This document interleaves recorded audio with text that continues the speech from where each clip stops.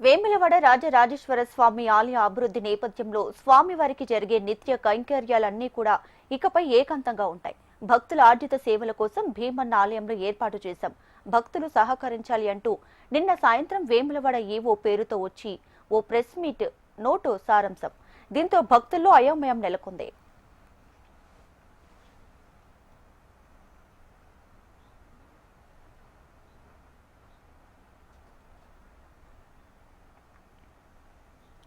Cut చేస్తే మళ్లీ నిన్న రాత్రి 9ంటికి మరో వీడియో విడుదల చేశారు అధికారులు. దేవాలయం మూసివేత కాదు, మంచి రోజు కాబట్టి భీమన్న ఆలయంను ఏర్పాటు చేశాం. రాజన్న ఆలయంలోకి కేవలం భక్తులకు అనుమతి లేదంటూ అస్పష్టమైన మాటలతో మరో వీడియో విడుదల చేశారు.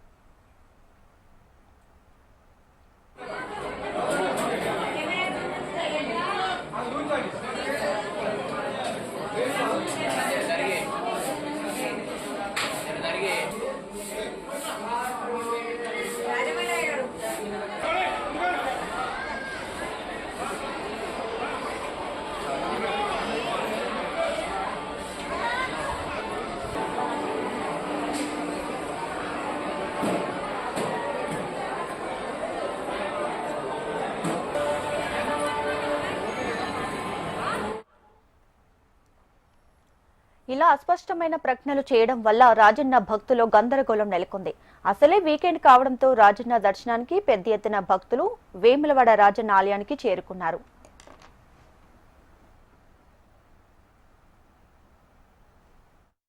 దర్శించుకుని వచ్చేటువంటి భక్తుల కోసం మనం అభివృద్ధి చేసుకుంటున్నాము. అందులో విస్తరణ అనేది మనం దేవాలయ విస్తరణ చేస్తున్నాము.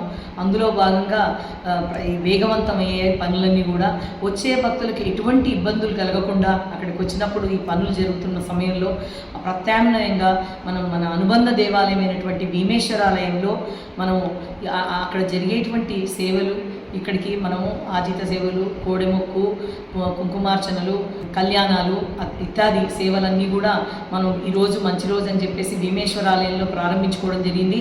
భక్తులకు ఇబ్బందులు కలగకుండా ఈ విధమైనటువంటి సేవలు అందిస్తున్న తరుణంలో చాలామంది బయట వదంతులు సృష్టిస్తున్నారు. దేవాలయం బంధు అనే విషయాన్ని చెప్తున్నారు. అది పూర్తిగా అవాస్తవము. అక్కడ రాజరాజేశ్వర స్వామివారి దేవాలయంలో నిత్య కైంకర్యాలు మన అర్చకుల ఆధీనంలో ప్రతిరోజు కూడా ఏకాంతంగా అక్కడ జరుగుతాయి. బంధు అనేది అవాస్తవం.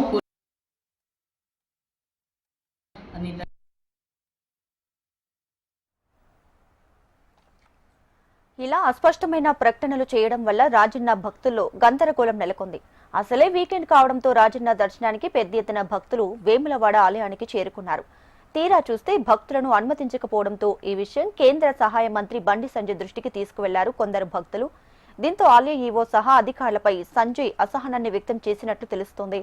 దీంతో ఆది సోమవారం 2 రోజులు రాజన్న ఆలయంలోకి భక్తులను అనుమతించి ఆర్జిత సేవలను కంటిన్యూ చేస్తున్నారు.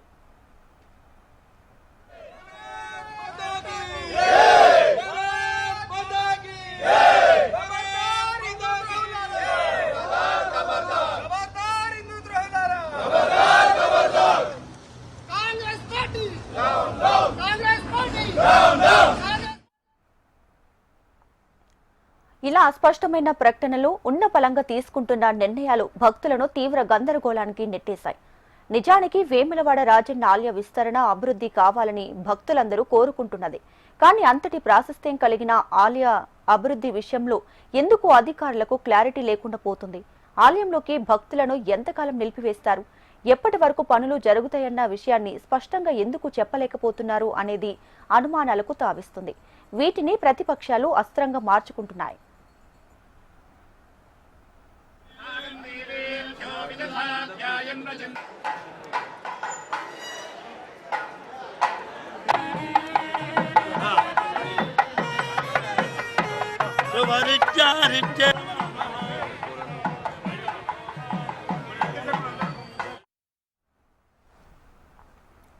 మరోవైపు భక్తులు కూడా రాజన్న ఆలయ అధికారులను నిలదీస్తున్నారు. అభివృద్ధి నేపథ్యంలో భక్తులకు అనుమతి నిరాకరించాలంటే ఒకరోజు ముందు చెబితే సమాచారం అందుతుందా? కనీసం ఓ వారం ముందు ప్రకటించుకోవాల్సిన అవసరం లేదా అంటూ భక్తులు వాపోతున్నారు. రాబోయేది మేడారం జాతర. ఈ జాతర నేపథ్యంలో రాజన్న దర్శనానికి ప్రతిరోజు లక్షల మంది వస్తుంటారు. మరి వారి పరిస్థితి ఏంటి? రాజన్నకు బదులుగా భీమన్న దర్శనం చేసుకుని వెళ్లమంటారా? లేదంటే మరేదైనా ఏర్పాట్లు చేశారా అనే అంశాలు ఏవి కూడా ప్రస్తావించకుండా కేవలం అస్పష్టమైన ప్రెస్ నోట్ ఇచ్చి అందరినీ గందరగోళానికి గురి చేశారు అధికారులు. అందుకే రాజన్న ఆలయ అధికారుల తీరుపై సర్వత్రా విమర్శలు వినిపిస్తున్నాయి. అభిషేకాలు చాలా చక్కగా ఈరోజు ప్రారంభించుకున్నాము. మేము ఈరోజు ఆ పూజలో మేము పాల్గొని ఆ కోడెలు కట్టేయడము, తర్వాత అభిషేకాలు చేయడం చాలా శివుని సన్నిధిలో చాలా చక్కగా అనిపించింది, సంతోషం అనిపించింది. అభివృద్ధి కూడా మంచిగా ఉన్నది, అన్ని రకాలుగా మంచిగా ఉందండి. Thank you. ఈరోజు నేను రాజరాజేశ్వర దర్శనానికి వచ్చాను. ఆ దర్శనం అక్కడ నుండి ఈరోజు భీమేశ్వర ఆలయంకు చేంజ్ చేశారు. చాలా బాగా జరిగింది. అసలు మంచి అభివృద్ధిలో ఉన్నది ఈ ఆలయము. రెండవది మాకు పూజ కానీ ప్రతిదీ సౌఖ్యంగా చాలా బాగా జరిగింది. ఎలాంటి ప్రాబ్లమ్స్ లేకుండా మంచి ఈరోజు దర్శనం జరిగింది.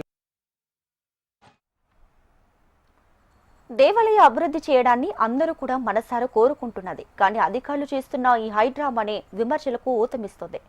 ఆలయంలో ఎప్పుడు ఏం చేస్తారు, ఎంతకాలం చేస్తారు అనే విషయాలు స్పష్టంగా చెప్పి పనులు చేయడానికి ఎందుకింత హైడ్రామా చేస్తున్నారంటూ ప్రతిపక్షాలు విమర్శిస్తున్నాయి. కాశీ లాంటి పుణ్యక్షేత్రం అభివృద్ధి చేసినప్పుడు, యాదాద్రి ఆలయ అభివృద్ధి చేసినప్పుడు బాలాలయం నిర్మించి భక్తులను అనుమతించారు. కానీ ఇక్కడ మాత్రం వేరే ఆలయంలో రాజన్న ఉత్సవ మూర్తులను పెట్టి అక్కడే మొక్కులు తీర్చుకొని దర్శనం చేసుకోండి అని చెబుతున్నారు. అది కూడా ఉన్న బలంగా వచ్చిన ప్రకటన అంటూ బీజేపీ ఆందోళన చేస్తుంది. క్లారిటీ మిస్ అవ్వకుండా ఆలయంలో భక్తులను ఇబ్బంది పెట్టకుండా అభివృద్ధి చేయాలని భక్తులు కూడా డిమాండ్ చేస్తున్నారు. మరి ఇప్పటికైనా అధికారులు క్లారిటీగా ఉంటారా, స్పష్టమైన ప్రకటనలు చేసి భక్తుల్లో వచ్చిన గందరగోళానికి తెర దించుతారా అనేది వేచి చూడాలి.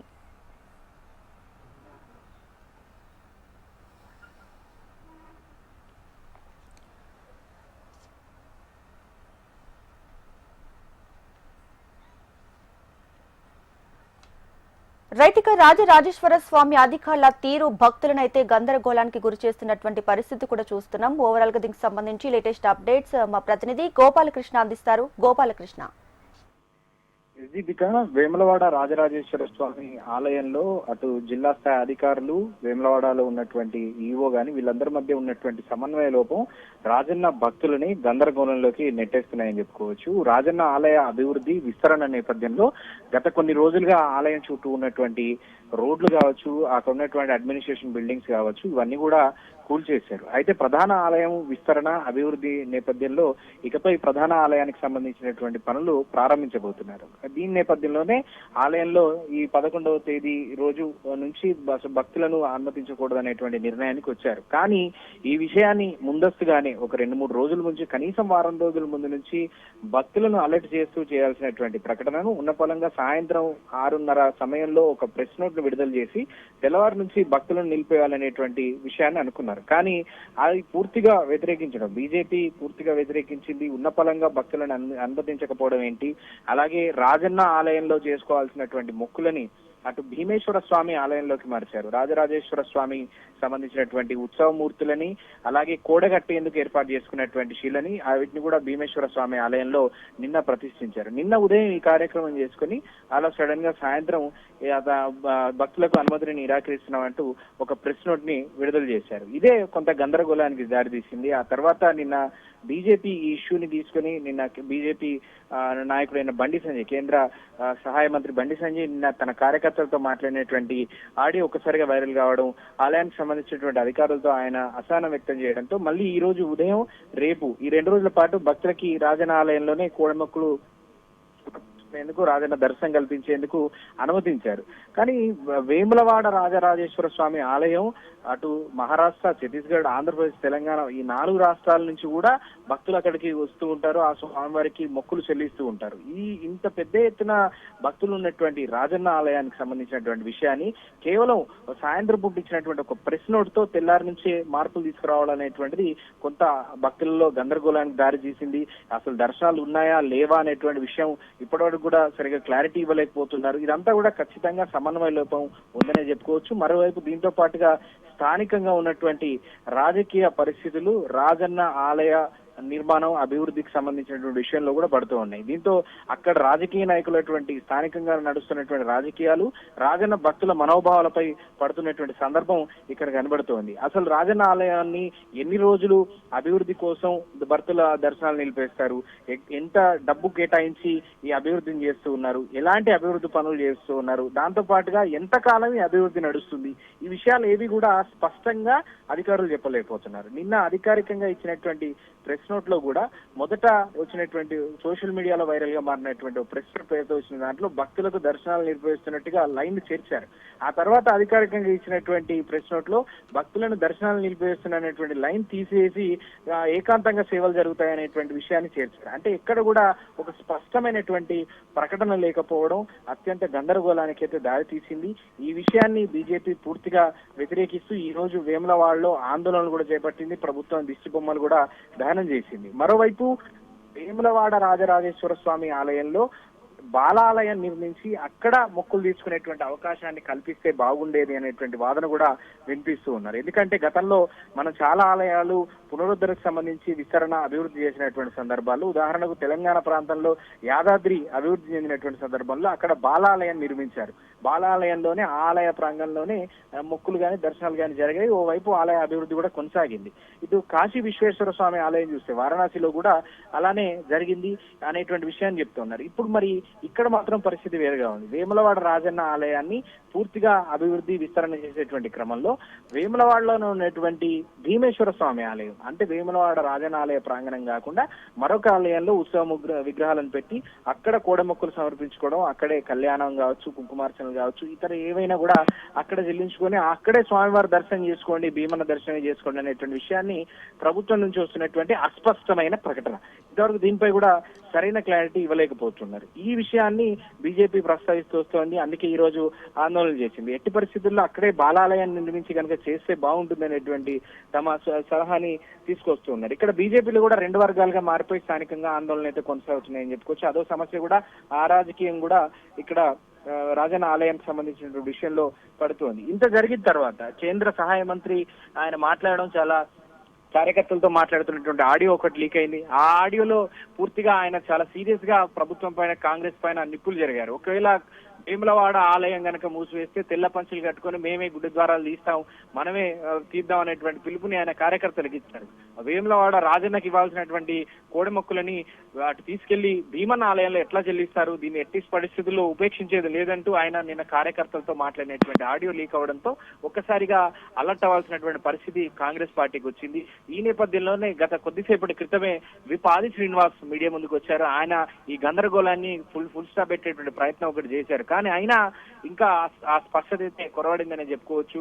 ఖచ్చితంగా వేములవాడ రాజన్న ఆలయం అభివృద్ధి కోసం అందరూ కోరుకుంటున్నారు. భక్తులు కూడా పెద్ద సంఖ్యలో వచ్చేటువంటి భక్తులు కూడా వేములవాడ రాజన్న అభివృద్ధి కావాలని ఎన్నో ఏళ్లుగా ఎదురు చూస్తున్నారు. కానీ అలాంటి తరుణంలో అస్పష్టమైనటువంటి ప్రకటనలు, అస్పష్టమైనటువంటి విధానంతో ప్రభుత్వం ఎందుకు వెళ్తుంది అనేటువంటి విమర్శలు కూడా వస్తూ ఉన్నాయి. కాబట్టి ఈ స్పష్టత ఇచ్చి వేములవాడ రాజన్న ఆలయం ఎన్ని రోజులు దర్శనాలు భక్తులకు నిలిపేస్తారు, ఎన్ని రోజులు అభివృద్ధి జరుగుతుంది, ఎంత నిధులతో చేస్తారు, అంతకాలం భీమన్న ఆలయంలోనే మొక్కులు చెల్లించుకోవాలా, ఇది ఎంతకాలం ఉంటుంది అనేటువంటి విషయాన్ని ఖచ్చితంగా భక్తులకు క్లారిటీ ఇవ్వాల్సిన అవసరం ఉంటుంది. ఎందుకంటే వేములవాడ రాజన్న ఆలయం ఇంటి దేవుడిగా చాలా మంది కొలుస్తూ ఉంటారు.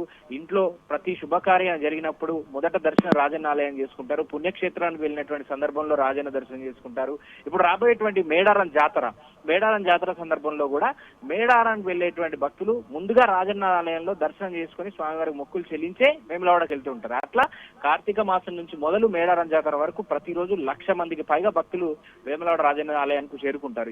వీళ్ళందరికీ కూడా స్పష్టంగా కొంత అక్కడ ఉన్నటువంటి ఆలయంలో జరుగుతున్న పనులు, భక్తుల దర్శనాలు నిలిపివేతకు సంబంధించినటువంటి క్లారిటీ స్పష్టంగా ఇవ్వాల్సినటువంటి అధికారులు తాము ఉన్నటువంటి అంతర్గత విభేదాలు అనుకోవచ్చా, లేదంటే స్పష్టత లేదు, సమన్వయ లోపం ఉంది అనుకోవచ్చా, కానీ అక్కడికి వచ్చేటువంటి భక్తులను మాత్రం పూర్తి స్థాయిలో గందరగోళంలోకి నెట్టేస్తున్నారు. Right Gopalakrishna, thank you.